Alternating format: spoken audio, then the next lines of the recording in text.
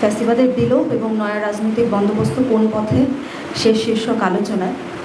তো আমি পুরোটাই বিষয়টা এত বড়, এত বড় বিষয় নিয়ে আসলে সবটুকু আলোচনা হয়তো করতে পারবো না, হালকা হালকা একটু চেষ্টা করি। প্রথমে আসি ফ্যাসিবাদের বিলোপ নিয়ে।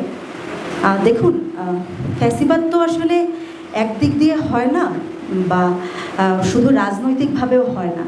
ফ্যাসিবাদ কিন্তু সৃষ্টি হয়, সময় লাগে, তাতে প্রতিষ্ঠান দখল করতে হয়, মিডিয়া দখল করতে হয়, সংস্কৃতিকে এককেন্দ্রিক করতে হয়, অর্থনীতিকে ভেঙে দিতে হয়, তারপরে বিদ্যমান যত কাঠামো আছে সব কিছুকে দলীয়করণ করতে হয়।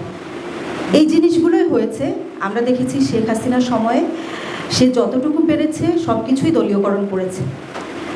আমরা 24-এর অভ্যুত্থানের পরে এই যে কাঠামো সে রেখে গিয়েছিল একদম ধ্বংসের দ্বারপ্রান্তে, সবাই মিলে চেষ্টা করেছি 24-এ শুধু তাকে তাড়ানোর। কিন্তু এর পরবর্তী যে কঠিন কাজটা, সেই কাজটা সম্পন্ন করার জন্য আমাদের যে একতা দরকার ছিল, আনফর্চুনেটলি সেটা কোনো পক্ষ থেকেই ধরে রাখার কোনো চেষ্টা করা হয়নি। দেখুন, শেখ হাসিনার সময়ে শুধু আপনি বড় বড় দিকের কথা বাদই দেন, ব্যাংকিং ব্যবস্থা বা এই মূল্যস্ফীতি হচ্ছে, আমাদের বৈদেশিক অমুক তমুক চুক্তি হয়ে যাচ্ছে, বড় বড় পুকুর চুরি হচ্ছে, এগুলোর বাইরে গিয়েও একদম ছোট ছোট জায়গা থেকে বাংলাদেশের প্রত্যেকটা সেক্টরকে দলীয়করণ করা হয়েছে। ছোট্ট একটা উদাহরণ দেই। আমি ছোটোবেলায় যখন আমাদের টাকার নোটগুলো দেখতাম, ওগুলো খুব কালারফুল ছিল। 2 টাকার নোটে আমরা শহীদ মিনারের ছবি দেখেছি, 1 টাকার নোটে হরিণের ছবি দেখেছি, দোয়েল পাখি দেখেছি, 7 গম্বুজ মসজিদের ছবি দেখেছি। আমাদের যত স্থাপনা আছে আমরা সব কিছু ছবি দেখে দেখে বড় হয়েছি। একটা সময় এসে দেখলাম যে আমাদের মুদ্রাগুলোর যেই বৈচিত্র্য ছিল, সেই বৈচিত্র্য চেঞ্জ করে দেওয়া হয়েছে। আমাদের শেখ হাসিনা বারবার বলতো না যে আমরা সংস্কৃতিকে অনেক বেশি ধারণ করি। দেখবেন এখনও বাংলাদেশের যারা নিজেদেরকে সংস্কৃতি মনা পরিচয় দেন, তারা সকলেই ঘুরে ফিরে এই কথাই বলেন যে আমরা 24-এর পরবর্তী সময়ে ভালো নাই। ওনাদের ভাষ্যটা হচ্ছে শেখ হাসিনার সময় ওনারা ভালো ছিলেন। কেন ভালো ছিলেন সেই প্রশ্নটা আমি করতে চাই না, কিন্তু কেন এখন কেন ভালো নাই সেই প্রশ্নটা আমার মনে অবশ্যই আসে। কারণ 24 তো আসলে না ডানপন্থীরা করেছে না বামপন্থীরা করেছে, সবাই মিলেই তো করেছে। আমি নিজে এনসিপির রাজনীতি করি। সবাই বলে যে এনসিপি ডানপন্থী রাজনীতি করে, অমুক করে তমুক করে। ব্যক্তিগতভাবে আমার মতো কিছু মানুষ এনসিপিতে আছে যারা ডানপন্থী রাজনীতির কট্টর সমালোচক, সবসময় ডানপন্থী রাজনীতির ধারে কাছেও নাই। তো আমাদের সংখ্যা যদিও এখানে কম, কিন্তু প্রত্যেকটা রাজনৈতিক দলেই কিন্তু আমাদের মতো কিছু মানুষ আছে যারা চায় যে সব ধরনের সাংস্কৃতিক মানুষজনকে নিয়ে রাজনীতি করতে। তো আমাদের যে সংস্কৃতি মনা মানুষজন পরিচয় দিতেন, তারা কখনো এই প্রশ্নটা শেখ হাসিনাকে করেন নাই, কেন 7 গম্বুজ মসজিদের ছবি, কেন শহীদ মিনারের ছবি সরিয়ে শেখ মুজিবের ছবি দেওয়া হলো। দেখবেন 24 পরবর্তী সময়ে বারবার করে আফসোস করা হয় যে আমাদের উপর যে অত্যাচার হচ্ছে সেটা নিয়ে কেউ কোনো কথা বলে না। কিন্তু মিডিয়া সংস্কার নিয়ে যখন কমিশন হয়েছে, মিডিয়া সংস্কারের কথা যখন আমরা বলেছি, তখন যে মিডিয়া ব্যক্তিত্বরা আছেন যারা সাংবাদিকতা করেন, যারা বিভিন্ন মিডিয়া হাউসের মালিক, তারা কিন্তু সেভাবে রেসপন্স করেন নাই। তারা কর্পোরেট আচরণ করেছেন। তাদের মনে হয়েছে যে মিডিয়া সংস্কার হলে রাজনৈতিক দাস হওয়ার যে পথ সেটা বন্ধ হয়ে যাবে।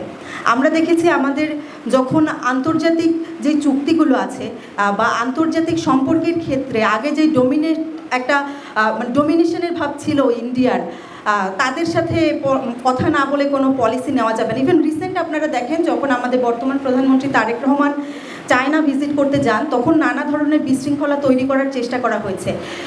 আমরা দেখেছি শেখ হাসিনা ফার্স্ট টাইম রয়টার্সে বক্তব্য দিচ্ছে, ফর্মাল বক্তব্য দিচ্ছে। কখন বক্তব্য দিচ্ছে? যখন তারেক রহমান চায়না ভিজিট করছেন। উনি আগে কখনো কোনো বক্তব্য দেন নাই, মিডিয়ার সামনে আসেন নাই। 24-এর পরবর্তী সময় 2 বছর পরে এসে যখনই বাংলাদেশ আন্তর্জাতিক সম্পর্কের ক্ষেত্রে ভারতের ডমিনেশনের বাইরে গিয়ে নতুন করে কিছু করার চেষ্টা করছে, তখনই শেখ হাসিনার সেই পুরনো স্বভাব, এসে বক্তব্য দেওয়া, ডিসেম্বরে ফিরে আসবো, দেশের মধ্যে বিশৃঙ্খলা সৃষ্টি করা, এখানে ওখানে চোরাগুপ্তা হামলা করা, মিছিল করা, সব কিছু করে একটা অস্থিতিশীল পরিবেশ তৈরি করার চেষ্টা করা হয়েছে। তো কোনো কিছুকেই আসলে রাজনীতির বাইরে ভাবার মতো আমাদের এখন আর কোনো অবকাশ নাই। কারণ 17 বছর ধরে যে ফ্যাসিবাদ তৈরি করা হয়েছে সেটা 1-1.5 বছরে চাইলেও আমরা দূর করতে পারবো না। আমাদের অনেক সময় লাগবে। আমলাতান্ত্রিক যে জটিলতা এখনো পর্যন্ত রয়ে গেছে, যে আমলারা কাঠামোর যে ফ্যাসিবাদী কাঠামোর ভিতরে রয়ে গেছে, তাদের তো আমরা তাড়াতে পারি নাই, এবং তাড়ানোরও আসলে ব্যাপার না, কারণ যে দলীয়করণ করা হয়েছে, আমরা বর্তমান সরকার এটার বাইরে কি বের হতে পেরেছে কি না সেটা নিয়েও তো বড় কোয়েশ্চেন থেকে যায়। আমরা শেখ হাসিনার সময় দেখেছি যে যারা ছাত্রলীগ করতো তাদেরকে বিভিন্ন রেকমেন্ডেশন দেওয়া হতো সরকারি চাকরির ক্ষেত্রে। আমরা চাই যে সরকারি যে প্রতিষ্ঠানগুলো আছে, রাষ্ট্র এবং সরকার দুইটার মধ্যে যে বেসিক পার্থক্য এটা থাকুক। আমরা দেখেছি রাষ্ট্রের যে কাঠামো, সরকারের যে দলীয়করণের চেষ্টা রাষ্ট্রীয় কাঠামোটাকে পুরোপুরি চেঞ্জ করে দেয়। আমরা দেখেছি সচিবালয় পুরোপুরি, যখন আওয়ামী লীগ ক্ষমতায় আসে সচিবালয় পুরোপুরি আওয়ামী লীগের, যখন বিএনপি ক্ষমতায় আসে সচিবালয় পুরোপুরি বিএনপির। কিন্তু ব্যাপারটা তো এরকম হওয়ার কথা ছিল না। এই কারণে আপনারা দেখবেন যে পদ্মা সেতু বানাতে বারবার বাজেট চেঞ্জ করা লেগেছে, কর্ণফুলী টানেল বানাতে যেই বাজেট ছিল তার থেকে ডাবল হয়ে গিয়েছে, মেট্রো রেল বানাতে যে বাজেট ছিল তার থেকে ডাবল হয়ে গিয়েছে। এবং প্রত্যেকটা, শুধু এইটা ব্যাপারটা এরকম না যে বড় বড় যে অবকাঠামোগুলো শেখ হাসিনা তৈরি করে গিয়েছে সেখানেই দুর্নীতি হয়েছে, এর বাইরেও ছোট একটা কালভার্ট নির্মাণ করার জন্য যে টেন্ডারটা সেটাও রাজনৈতিক কর্মীদেরই দেওয়া হয়, এবং দেওয়া হয় প্রশাসনের মাধ্যমে। প্রশাসন যে এখানে আলাদা কোনো চরিত্র ধরে রাখবে সেই চেষ্টা তারা কখনো করে নেয়, কারণ ওই দাসখত দিয়ে যে নিজেদের টিকিয়ে রাখার চেষ্টা, রাষ্ট্রের যে যন্ত্র সেইটা সরকারের কাছে পুরোপুরি বর্গা দেওয়া। তো এই বর্গা দেওয়ার জায়গা থেকে তো রাষ্ট্রের বের হয়ে আসা উচিত। আমরা দেখেছি উন্নত দেশগুলোতে সিটিং যেই প্রাইম মিনিস্টার তার বিরুদ্ধেও মামলা হয়, বাংলাদেশে এটা তো কখনো দেখি নাই। আপনি সিটিং প্রাইম মিনিস্টারের কথা বাদ দেন, কোনো মন্ত্রীর বিরুদ্ধে যে চুরির অভিযোগ, দুর্নীতির অভিযোগ, এইটাই কখনো সামনে আসে না। একটা ইউনিয়ন পরিষদের চেয়ারম্যান কীভাবে ঢাকায় 5-6টা ফ্ল্যাট কেনেন, কীভাবে বিদেশে টাকা সুইচ ব্যাংকে টাকা জমান, এই প্রশ্নটা আমাদের কখনো মাথায় আসে না। আমরা সবসময় দেখেছি রাজনীতি করলেই গাড়ি ভাড়ি হবে, রাজনীতিই আমাদের পেশা। ব্যাপারটা তো এরকম না। আমি এখনও টিউশন করি, আমি এনসিপি কেন্দ্রীয় কমিটির রাজনীতি করি, আমার টিউশন করেই চলতে হয় এখনও, আগেও টিউশন করতাম, এখনও টিউশন করি।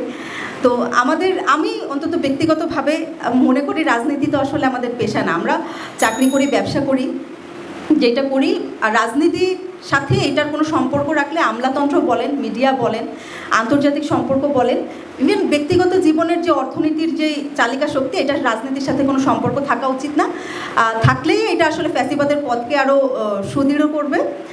অনেক কিছু বলার ছিল, ঘন্টা বেজে গিয়েছে, গুছিয়ে হয়তো বলতে পারি নাই, কনটেক্সট না বলে আসলে কথাগুলো খুব বেশি গুছিয়ে বলাও যায় না।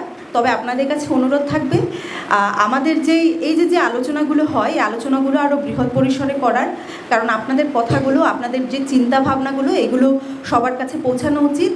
বৃহত্তর সমাজে না পৌঁছালে আসলে এই রাজনৈতিক যে আলোচনায় টেবিলে সীমাবদ্ধ রেখে ফ্যাসিবাদের বিলোপ কখনো সম্ভব না, নয়া রাজনৈতিক বন্দোবস্ত কখনো সম্ভব না। ধন্যবাদ।